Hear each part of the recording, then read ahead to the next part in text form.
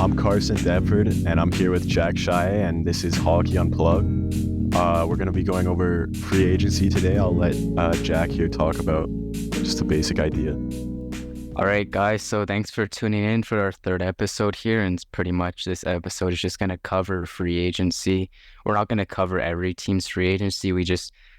Carson and I made a list pretty much of about 16 or 17 of the teams we thought had the most impactful free agency, whether that was negatively affected them or, in our opinion, if we thought it was maybe not so good of a free agency or if it was a good free agency. So it's pretty much just the teams that made the biggest splashes in free agency that we thought. All right.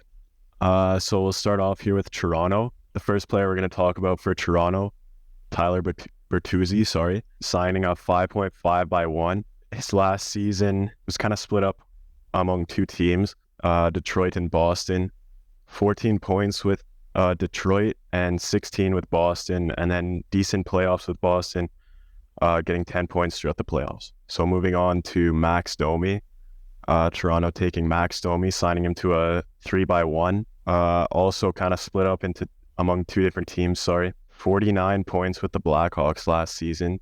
Later in the season, traded to the Stars, gaining 7 points. And then with the Stars, another decent playoff run, 13 points. And then we got Ryan Reeves, longer contract here, 4/3.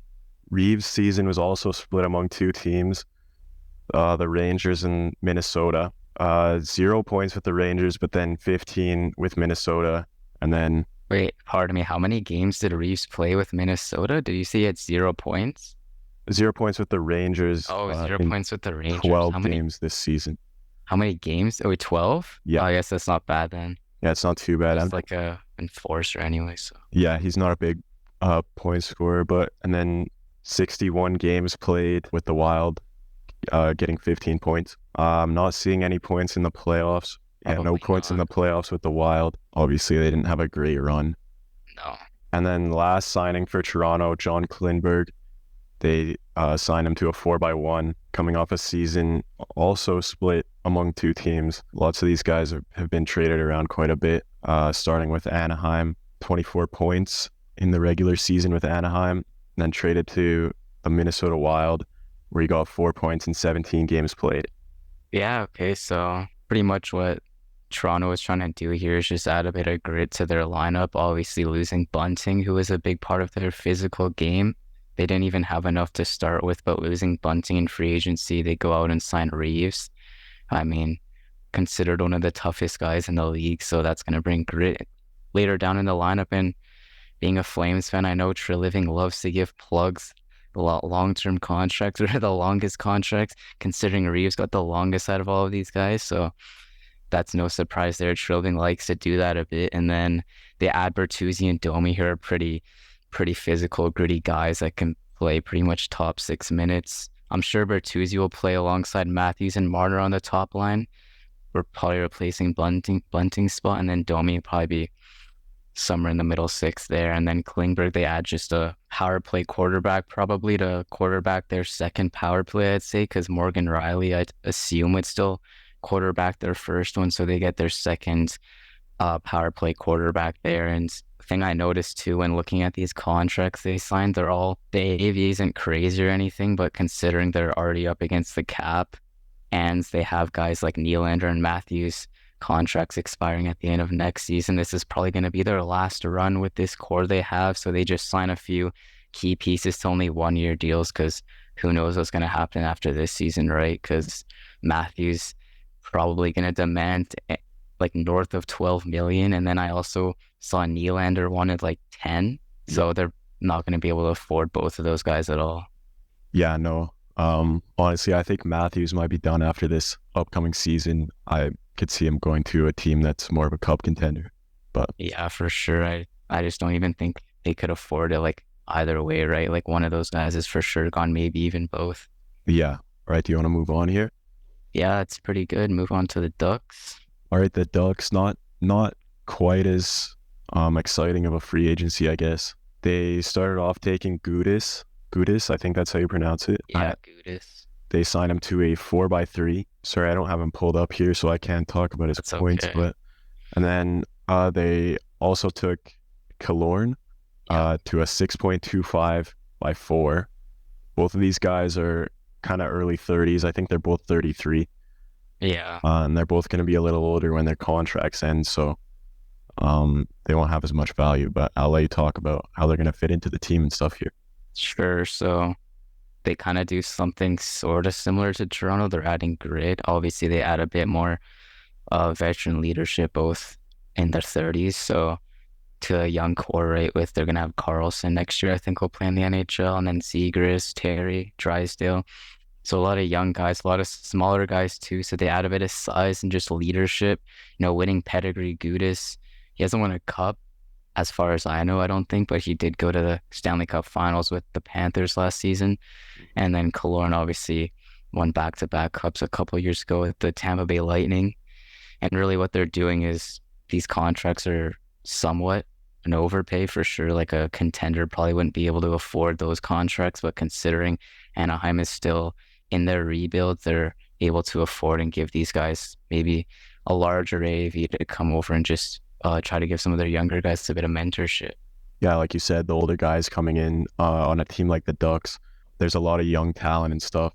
I think the older guys coming in will definitely have an impact on how the younger guys are playing, and we could see the Ducks start to become a better team. Have you said everything you want to say about the Ducks? I have Gudis and Killorn's points up actually, so I can tell you what they are here. So obviously Gudis played with Florida last year in the regular season. He had 17 points in 72 games. Nothing really much to be expected there. He's more of a physical guy. And then in the playoffs, 21 games played, he had 3 assists. And then here, Killorn.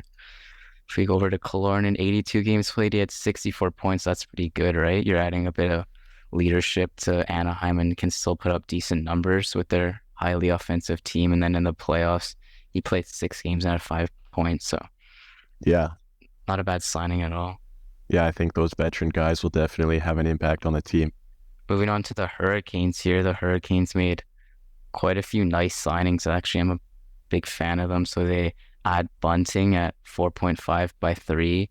So add physicality to their lineup. They don't have, actually, they do have a pretty good physical group. They like to forecheck quite a bit. So it makes sense. Kind of fits that style of play. And then they add Orlov at 7.75 by 2. So he'll really help their top 4 decor that's already extremely stacked. And then they re-signed their goaltender Frederik Andersen to a 3.4 by 2. Yeah, so I know they have a pretty stacked decor already. I think Orlov especially will just add on to that. Also, these are kind of longer contracts than a lot of the signings, like just over the free agency, which is honestly the Hurricanes have been a good team for a while, and I think they're just planning to try to stay consistent. Yeah, for sure. I was looking at their, what do you call it? The cap friendly, just looking at sort of what their cap is looking like for the next few years. And they have a lot of their key guys like Aho, Teravainen, and Nietzsche all expiring after next season. Oh yeah. A few of them are RFAs, like Nietzsche and Jarvis are RFAs, but Aho, who's maybe you consider him the franchise guy there. It's probably what he is, right? And then, so they kind of add, I guess, somewhat longer term deals, nothing too crazy. So Orlov at 7.75 by 2. I kind of see what they're doing there. He's just because of the flat cap, he's probably trying to cash in maybe a few more years when the cap goes up. So he signs just a 2-year deal that's still pretty high AAV that they can still afford. And it sort of fits in their window for when they're trying to win, because their window is probably honestly pretty much the next 2 years, probably actually only next year, the 23-24 campaign, just because after next year, a lot of the guys expire. So they make a few shorter term signings just to try to win now, right? Yeah. The Hurricanes have always been good in the playoffs. I said that already. They've always been pretty good, but I think they could have a cup probably within the next few seasons. Yeah, for sure. Okay, I can start us off here with Chicago if you want. Yeah, for sure. Okay, so the Chicago, they didn't really have actually a extremely eventful free agency. They made a lot more trades and then signed some of those guys. So for example, I believe they did trade for Corey Perry, I think, and then sign him to a 4x1. That was like before like the free agency opened up, but they still did sign him to a 4x1 and then Same with Foligno. They made a deal where they traded for Foligno and Hall, and then they gave Foligno a 4x1, and then Hall was also in that deal, but he still has term on his contract, so he wasn't extended or anything.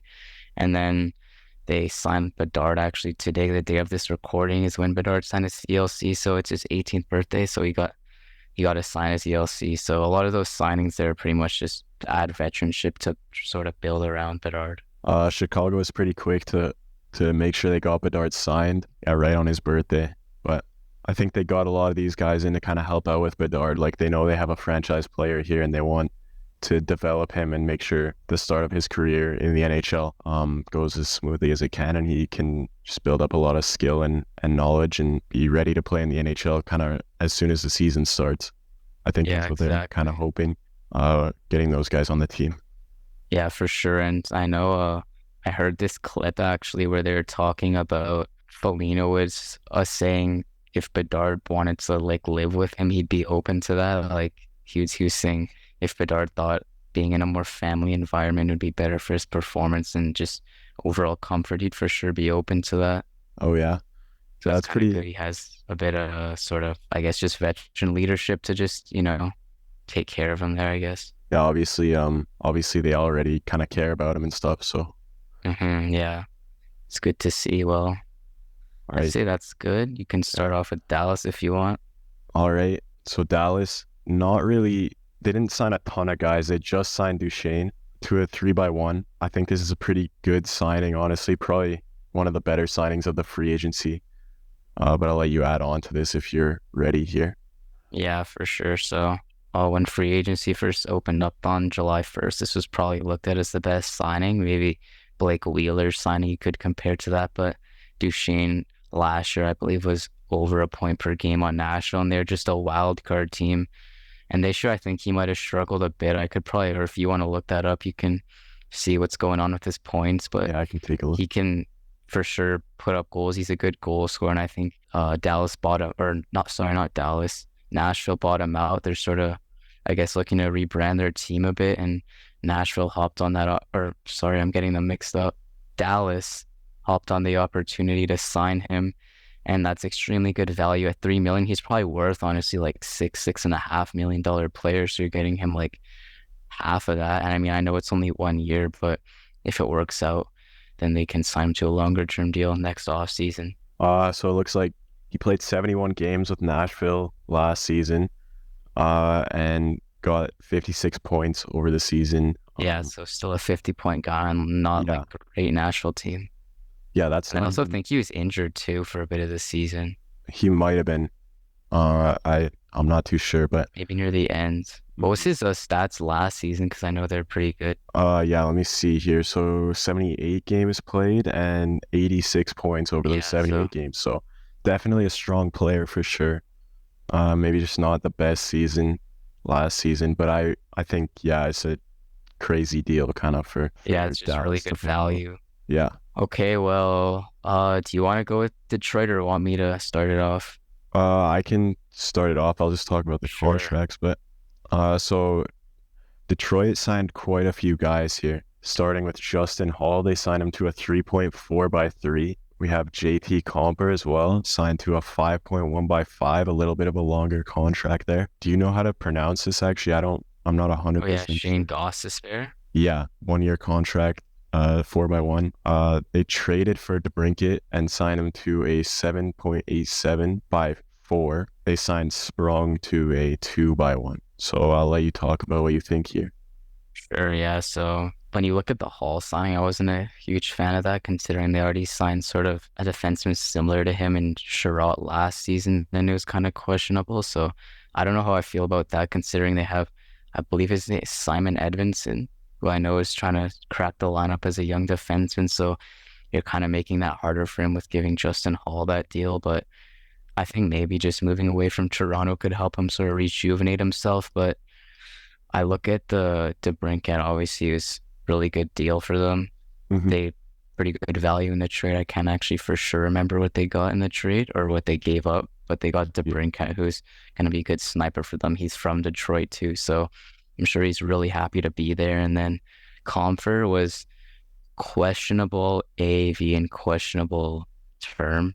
I'm not sure exactly how I feel about the contract. He's not a bad player. Like last year, he broke out. He had 52 points in 82 games. That was also, you have to consider that was on a pretty offensively powered Avs team. So it'll be interesting to see how he does in Detroit, but he's not bad at all. And then Sprong was sneaky good signing too. He's really quick. He had good season in Seattle, so I have no issue with that considering it's just a 1 year. And then Goss is spare, same thing. Sort of same thing with Klingberg, just quarterback for the power play, probably gonna quarterback the second power play, and at 4 million, it's not bad considering how much cap space they have. Mm-hmm. Yeah. Again, there's a few shorter contracts here. They might be definitely trying to make the playoffs. I don't know if you said that for sure, but with players like Hall and Comfer, they might be kind of taking those players and trying to or like build around them a little bit. Just Yeah, signing I them guess to a just little longer contracts. Or the Brinket as well. Sorry, but yeah, I know what you mean. Kind of maybe similar to what Anaheim did, just adding to their young core, just kind of bringing like veteranship around them. yeah, Yeah, I for don't, sure. I don't have much more to say. Yeah, no, I think it was not bad. I would have preferred if they brought down Conference Hall's term to maybe just like 1 or 2 years. Mhm. But overall, I think they had a pretty solid free agency. It wasn't bad at all. They got to Brinkout, which is a big win in my opinion. I know he wasn't a free agent signing, but a good to get him in trade and then sign him to that deal. Yeah. All right, Florida. I think we're done with Detroit Yeah, here. feel free to move on.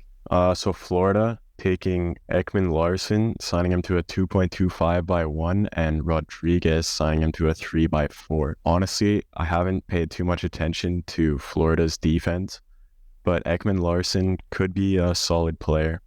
I didn't love him on the Canucks, but I think that was just because of his contract. It was not a great contract, and that's why we bought him out, I think. Honestly, I'm not too familiar with Rodriguez, so you're going to have to talk a little more about him. But Sure, yeah. So he played on the Avs last year. He had a solid season. He had 39 points in 69 games. So that's not bad at all. And then in the playoffs, he had 5 points in 7 games. So he's sort of just going to be a middle six, maybe top six winger for them. Probably top six to replace Duclair because they traded Duclair to San Jose, I believe. Yeah, San Jose. So Rodriguez just fits in. I think he fits a bit better. He's more defensively sound. Just he's really quick too. I don't watch much of Duclair, but I know Rodriguez is a really good skater, so mhm, that's good to, add to that team. And then, yeah, I think Ekman Larson can be fine, especially it's just 1 year too, so it's not really yeah. much risk. Just see what he can do on a pretty lacking decor. Well, obviously, he's an older guy, probably trying to add some veteran leadership on the defensive side. I don't really know who else they have on defense, Yeah, honestly. they have a few like Ekblad and then Montour, the big ones that Mhm. come out to me. But okay, so Montreal, we can start here. So Montreal signed, they didn't actually sign Alex Newhook. Well, they signed him, but they made a trade for him right before the draft, and then they signed him. So this isn't really considered a free agency signing, but he wanted to include it anyway. So Montreal, they signed young Alex Newhook from Colorado to a 2.9/4. And I don't want to say too much because I want to let you talk a bit. But yeah, he kind of struggled in Avs, especially in last season with the 2C role. I don't think he handled it very well. And that's no harm on him. But I just think it was maybe a bit too much for him considering he was playing on a team that was trying to, win now, considering they still have all that top end talent. So I think he'll fit in a bit better with Montreal. Yeah, well, he's still a really young guy. Montreal's a pretty young team, actually. Hmm. Yeah, I think he'll definitely have just a better season as like right when he gets to Montreal. I think he'll play Yeah. better than he did. I don't really have much more to say about him, honestly. I think you covered pretty much everything. Yeah, I mean, I just think he'll probably just get a more relaxed role in Montreal, just around guys kind of the same age, just like Kirby Dach and Cole Caulfield. So he just fits in with like their timeline really well, and it just kind of makes sense, I guess, for him to go there and just play a bit more relaxed hockey. They're still rebuilding, so he can just grow and make mistakes with them, opposed to playing on a team that's strictly win now. So I think he'll have a lot more fun and he'll just fit in there. And may I add, he won the cup in 2022 at the Avs, so he brings some young like Yeah, Stanley Cup pedigree to the team. yeah, it'll be good to see him hopefully play better as soon as he gets there. So Nashville signing Luke Schenn and Ryan O'Reilly. Shen to a 2.75/3 and O'Reilly to a 4.5/4. Both of these guys are older. Shen is a decent defenseman, but like I said, he's older. He might actually, do you know how old Shen is? And right now he is 33. Okay. So yeah, 36 at the end of his contract. Yeah, same thing with Ryan O'Reilly. He's pretty old. He's 32 right now, so just a year younger. Pretty long-term deal. Same with Shen. I don't know how I like the AAVs considering they're both pretty old. Like Ryan O'Reilly's 32 and then Luke Shen is 33. So the signings, they're just a bit confusing to me considering they sold Ekman Larson at the deadline to the Oilers and then bought out Duchesne, obviously, who signed with Dallas, and then they also bought out Blake Wheeler, who went to the Rangers. So it just kind of looked like they're going more down a rebuild route. And then all of a sudden, in day one, they go out and sign like Fossil, Luke Shen, and Fossil. Actually, I don't want to call them fossils yet because they're not that old, but like they're for sure getting up there in age. And the AAV is not the greatest. And like if you gave Ryan O'Reilly a 4.5 by like 2 or by 1, I would have been fine with that. Same with Shed. Maybe just bring the term down a little bit, I would have been fine with. But yeah, it just confuses me a little bit, I guess, considering they looked like they wanted to maybe rebuild, but then they go out and sign some veteran guys. Yeah, same thing. Kind of like I don't really know what they're doing here. They must have a plan signing these guys. I don't know. We'll see where it takes them. Yeah, for sure. And they still do have pretty good young talent like Saros and Ford. Not really young talent, but just like talent in their prime, like Saros, Forsberg, and Yossi. So maybe they still are trying to be a playoff team. So we'll have to see what they're like next year. Thanks, guys, for listening to this first episode here of our free agency talk. From here on out, we'll be posting on YouTube, so you can go and see our faces there. We're just Hockey Unplugged there, as well as follow us on Instagram and Carson and I's personal. We appreciate the listen. Take care.